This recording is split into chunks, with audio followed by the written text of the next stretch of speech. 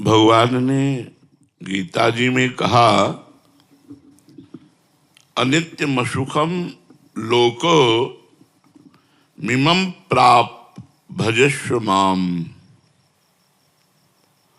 माया के छलावे में, अनित्य भोगों में, दिखावटी सुखों में समय नष्ट मत करो। भगवान कह रहे हैं प्राप्य भजस्व माम। इस लोक में जो तुम्हें मनुष्य शरीर मिला है, ये भजन के लिए मिला है। कोई बिरला ही विवेकवान ये समझ पाता है कि भजन के लिए हमें मनुष्य शरीर मिला है। हम लोग क्या है, जब अपने से आगे वाले को देखते हैं कार में, विशेष सुविधाओं में, विशेष धनी, तो ऐसा लगता है कि ये सुखी है। हमें एक भ्रम बना रहता है। अपनी पत्नी, अपने धन, अपने मकान, अपने पुत्र, अपना ज्ञान, इससे हम संतुष्ट नहीं रहते। हम दूसरों की पत्नी, दूसरों के धन, दूसरों का मकान, दूसरों की सुविधा, दूसरों का बुद्धिमानी, भले वो बेईमानी से कमा रहा है, हमारे अंदर ये रहता है ये सुखी है। लेकिन आपको सच्ची कहते हैं, सुख किसमें? भगवान की सर। इसीलिए न पारमेष्ठ्यम न महेंद्रधिष्ण्यम। पारमेष्ठ्यम बहुत बड़ा पद होता है ब्रह्मा जी का। न सार्वभौमम, सार्वभौम ब्रह्मा का पद पारमेष्ठी से लेकर के बहुत छोटा है। सार्वभौम मृत्यु लोक का है, इंद्रलोक, ये सब नहीं। मतलब क्या भगवान में सुख है कि बड़े बड़े पद, बड़ी बड़ी भोग सामग्री, बड़ा ऐश्वर्य, ये सब छूट जाता है। लेकिन हम लोग अपने मन में, हमारे बगल वाला हमसे ज्यादा सुखी है, अमुक सुखी है, अगर मेरे पास इतना धन हो तो मैं सुखी हो जाऊं। 100 की सोचता है, फिर 1000 में पहुंचता है, फिर लाख में पहुंचता है, फिर करोड़ों में पहुंचता है, फिर अरबों में पहुंचता है। वो बढ़ता चला जाता है। माया का कार्य है मांग को बढ़ाना, भक्ति का कार्य है मांग को मिटा देना। जब माया में आप रहेंगे तो आपकी कामनाएं बढ़ती रहेंगी, ये हो जाए, ये हो जाए, ये हो जाए। और जब भक्ति होगी तो ये होगा, जोई जोई प्यारो करे सोई मोहि भावे। प्यारे जो करेंगे वो बहुत अच्छा करेंगे, बहुत अच्छा करेंगे, विश्वास करो। तो भगवान कह रहे हैं अनित्यम सुखम लोको मिमम प्राप्य भजस्व माम। इस संसार में अनित्य सुखों का त्याग करके जो मेरा भजन करते हैं वही परमानंद को प्राप्त होते, भजस्व माम। लेकिन मन जो है वो हमारा साथ नहीं दे रहा, हमारी बुद्धि हमारा साथ नहीं दे रही। शरीर को ही मैं मानकर, भोगों को सत्य मानकर भगवान का विस्मरण किए हुए, भजन को छोड़े हुए लोग आशीर्वाद मांगते हैं संतों से। कोई कोई तो जबरदस्ती हाथ पकड़ के अपने ऊपर धरवाना चाहते हैं। इससे कुछ नहीं होता। यदि आप भजन नहीं करोगे, इस लोक में कोई आपको सुखी नहीं कर सकता। आप लिख लो, कागज में लिख लो, चाहे दिमाग में लिख लो, हमारी बात मान लो। भजन स्वयं करोगे तो आपके सारे पाप नष्ट होंगे, दुख नष्ट होंगे, विपत्ति नष्ट होंगे। इसलिए स्वयं को भजन करना होगा, अपना उद्धार स्वयं करना होगा। कोई किसी का उद्धार नहीं कर सकता। संत महात्मा ऋषि मुनि ये उपदेश दे सकते हैं, आपको मार्ग बता सकते हैं, पर चलना आपको ही होगा। अब ये मार्ग ऐसा है कि अब आपको हम समझाना चाहते हैं कि भगवान में बहुत सुख है। हमारे पास शब्द नहीं कि कैसे बताऊं कि आप लुभायमान हो जाएं और संसार के भोगों की तरफ से मन हटाकर भगवान का नाम जप करने लगे। इसलिए गोस्वामी जी ने कहा है, कहत कठिन समुझत कठिन और साधत कठिन विवेक, होए गुणाक्षर न्याय। जो एक हम कहना चाहते हैं कि प्रभु में कितना अपार सुख है, पर मेरे पास वाणी में वो शब्द नहीं है। अनिर्वचनीयम प्रेम स्वरूपम हम बताना चाहते हो, आप समझना चाहते हैं, लेकिन मन और बुद्धि ये प्रकृति के भोगों में लगे होने के कारण समझने नहीं दे रहे। अगर विवेक जागृत हो जाए और वो एकदम उसी में तन्मय हो जाए तो बात समझ। और विवेक बाजार में तो मिलता नहीं, विवेक संतों के संग से मिलता है। जितना सत्संग करोगे उतने आप विवेकवान बनते जाओगे। सत्संगी ही विषयों का त्याग करता है, नहीं एकांत में भजन करने वाला साधक भी बड़ी बड़ी चूक कर जाता है। और सत्संगी से चूक नहीं हो सकती, क्योंकि वो रोज नया दिमाग उसका फ्रेश होता रहता है। सत्संग के द्वारा रोज बुद्धि उसकी पवित्र होती रहती है। भगवान के नाम की अपार महिमा है। जिसको नाम जपने में मन लगने लगा तो समझो भगवान की विशेष कृपा उस पर हो गई। वैसे कृपा तो सब पर भगवान की है, सब पर मोरी बराबर दया। पर जिसके मन में आ गया अब मैं नाम जप करूंगा भगवान का, उसके ऊपर विशेष कृपा हो गई। त्रिकालदर्शी तत्व दृष्टा ब्रह्मर्षि महर्षि इन सब ने यह अनुभव किया है कि नाम जप के समान कोई साधना नहीं है।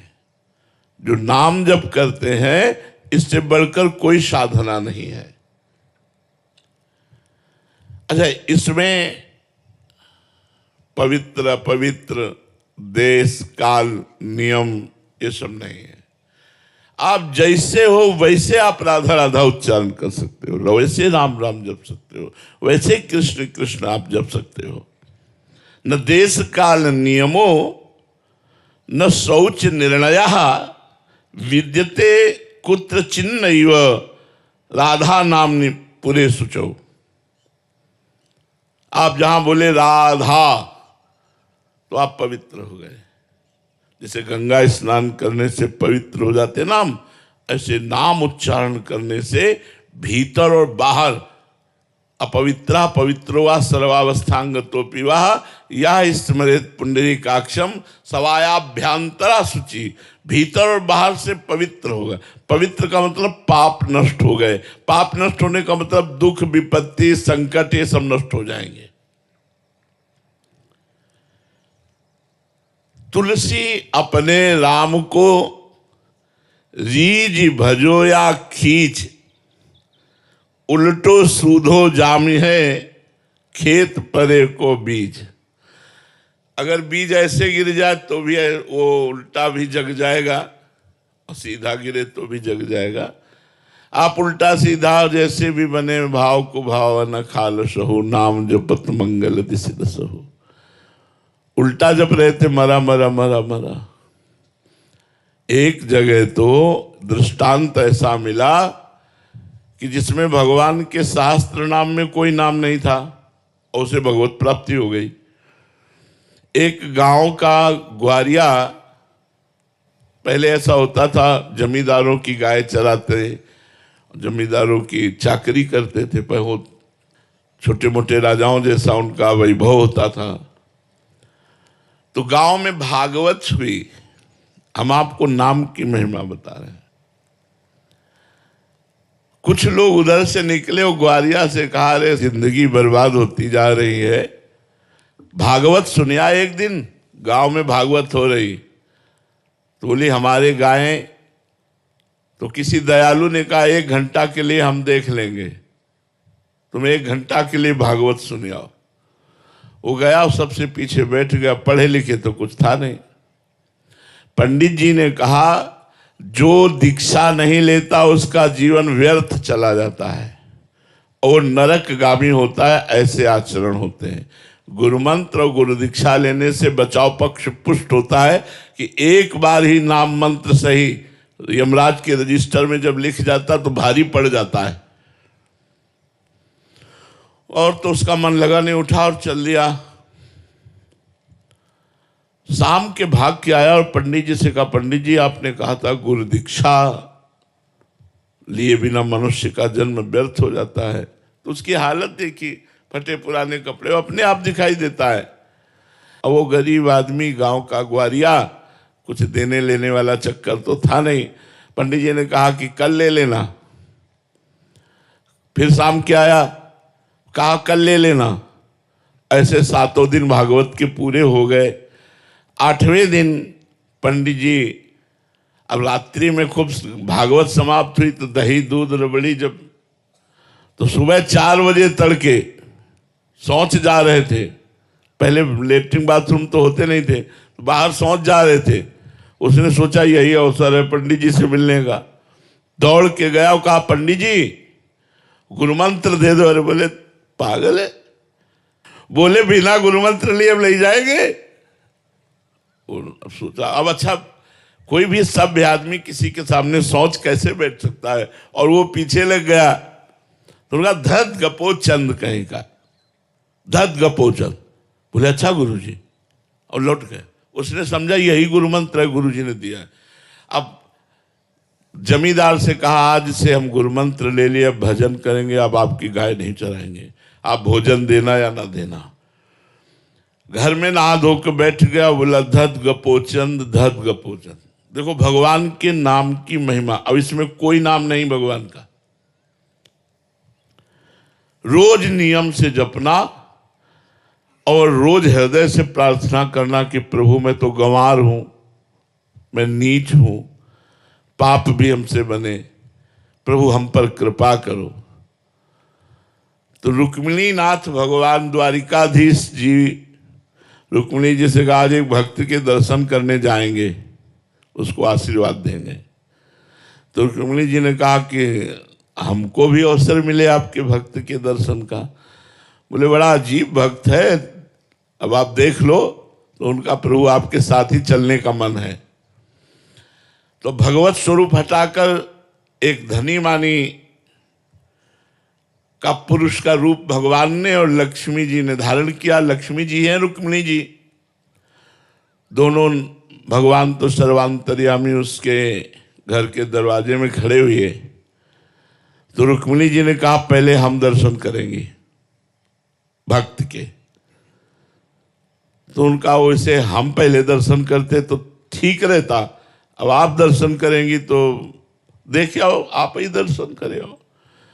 तो घर में गई तो बिना दरवाजे का मकान, गरीब आदमी, वो लगा हुआ था, आंखों में आंसू चल रहे थे। धत गपोचंद, धत गपोचंद।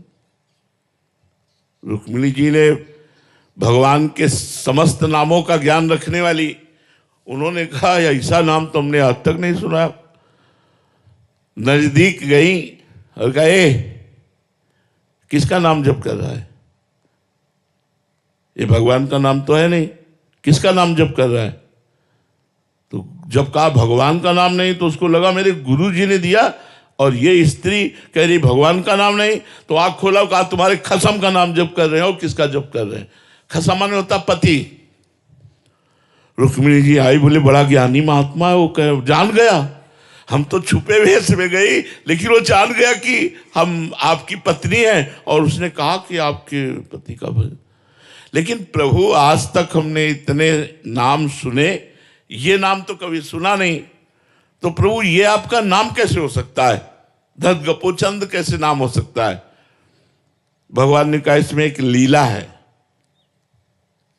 देखो भगवान कर्तुम अकर्तुम अन्यथा कर्तुम सर्व समर्था सा ईश्वरा। जब कृपा करना है तो सिद्धांत भी पुष्ट कर देते हैं। बोले मैं बाल अवस्था में जब था तो माखन चोरी लीला करता था।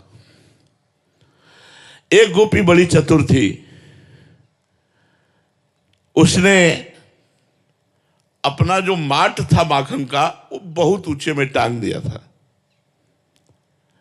हमने सखाओं से पता लगाया तो गोपी घर में नहीं थी, इसीलिए उसने ऊंचे में माथ टांग कर निष्फिक्र हो गई थी, जलाद लेने चले। भगवान ने अपने सखाओं की मंडली के साथ प्रवेश किया। उखल के ऊपर सखा, सखा के कांधे पे ठाकुर जी। अब तो नजदीक पहुंच गए, तो खुद खाते, सखाओं को पवाते और बंदरों को भी पवाते, सब दही से भरपूर। इसीलिए गोपियों के जैसा भाग्य किसका, स्वयं भगवान ने आनंद में चोरी लीला करके उनको सुख प्रदान किया। वो गोपी आई, देखा दरवाजा खुला है, समझ गई आज हमारी भगवान ने कामनाएं पूर्ण कर दी। वो भी सोचती थी कभी भगवान आवे और ऐसी लीला करे और हम पकड़कर उनको धमकावें और फिर वो उनका जो रूप है वो हम पान करें।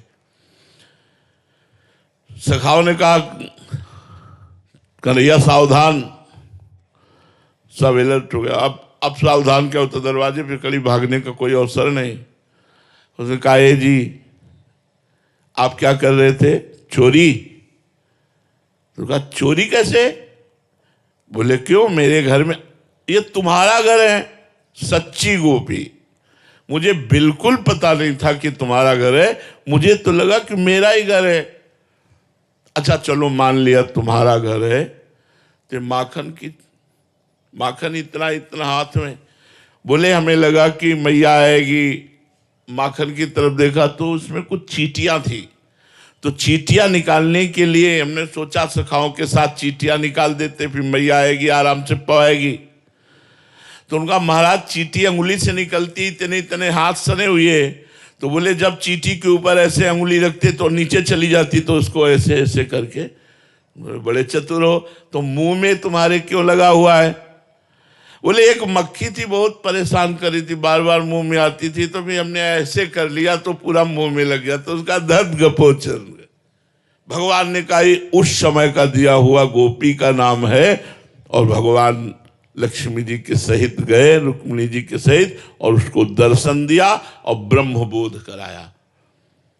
यदि हम गुरुदेव भगवान से मंत्र नाम दीक्षा लेकर जो भी वो नाम दे दें और हम नियम पूर्वक जपे, तो कहते हैं निश्चित भगवान की प्राप्ति। नाम में मरा मरा लटा तो ब्रह्म ऋषि हो गए, उल्टा नाम जपत जग जाना। तो तुलसी अपने राम को रीज भजो या खीज, उल्टो सीधो जामी है, खेत परे को बीज। देखो उल्टो सीधो कोई नाम थोड़ी शास्त्र नाम में है, लेकिन भगवत प्राप्ति हो गई। स्मर्तव्यम, स्मरण करो नाम का। श्रोतव्यम, कानों से सुनो। पठितव्यम, नाम की महिमा को पढ़ो। कीर्तितव्यम, नाम का कीर्तन करो। श्रद्धा युक्त होकर के यदि कर लिया तो सारे पापों का नाश होकर इसी जन्म में भगवत प्राप्ति हो जाएगी। नाम का चमत्कार तुम्हें बताए, काशी में जब घाटों पे रहते थे तो नाम ने ही ये भावना पैदा कर दी कि आज महादेव जी मिलेंगे। फिर दिन निकल जाता, आज महादेव जी मिलेंगे। फिर दिन निकल जाता, आज महादेव जी। रोज भावना दृढ़ होती गई और एक दिन नाम ने कृपा कर दी। नाम की बहुत कृपा, चाहे जिस संप्रदाय का हो, चाहे वो स्त्री पुरुष गृहस्थ विरक्त कोई भी हो, यदि नाम जप करे तो सारे दुखों का नाश हो जाए। नाम में प्रीति नहीं तो और साधनों में इतना दम नहीं। नाम जप करने वाला स्वयं कृतार्थ हो जाता है, औरों को कृतार्थ कर देता है। नाम जप में इतनी सामर्थ्य है कि वो भगवान को खींचता है। जैसे कृष्ण नाम जीव को खींचता है और भगवान को भी खींचता है। आप नाम जप कर रहे हैं जितना, उतने भगवान आपकी तरफ दृष्टि कर रहे हैं, आकर्षित हो रहे हैं, कृपा कर रहे हैं। आकृष्टा कृत चेतसाम सुमहता मुच्चाटनम चांगहसा मा चांडाल ममूक लोक सुलभो वश्यम च मुक्ति स्त्रिया। नो दीक्षाम न च दक्षिणाम न च पुरश्चर्या मनागीक्षते मंत्रोयम रसना इस प्रसेव फलति श्री राधा नामात्मका। यदि आप राधा राधा उच्चारण करते हैं परंतु आपने दीक्षा नहीं ली तो यही दीक्षा हो गई। जो सुन रहे हो ना कि राधा राधा जपो, ये दीक्षा हो गई। तो कह रहे हैं आकृष्टाकृत चेतसाम, आपके चित्त को जो विषय आकर्षण कर रहे हैं वो नहीं कर पाएंगे और प्रभु की तरफ आकर्षित हो जाएगा आपका चित्त। आप चाहे चांडालवत आचरण करने वाले हो, मां चांडाल ममुक, बिल्कुल नीच आचरण करने वाले हो और राधा राधा राधा नाम जप कर रहे हैं, वो आपके चित्त को आकृष्ट करके भगवान के चरणों में पहुंचा देगा। वश्यम च मुक्ति स्त्रिया, मुक्ति उसके वश में ऐसे हो जाएगी जैसे पतिव्रता पत्नी अपने पति में आसक्त हो जाती है। मतलब मुक्ति उसके पीछे डूलेगी जो नाम जप कर रहा है, लेकिन निरंतर। नो दीक्षाम, मत दीक्षा लो, न च दक्षिणाम, कोई दान मत करो, दक्षिणा मत दो, न च पुरश्चर्याम, इसका कोई पुरस्चरण भी नहीं कि इतने लाख का हम अनुष्ठान लेते हैं। बस रसना इस प्रसेव, तुम्हारी जिह्वा से स्पर्श होना चाहिए, राधा राधा राधा राधा, राम राम राम राम, कृष्ण कृष्ण कृष्ण, साम सदाशिव साम, परम मंगल हो जाएगा। इसलिए सबसे प्रार्थना है चलते फिरते उठते बैठते नाम जप कीजिए और कुछ समय एकांत में बैठकर नाम जप कीजिए।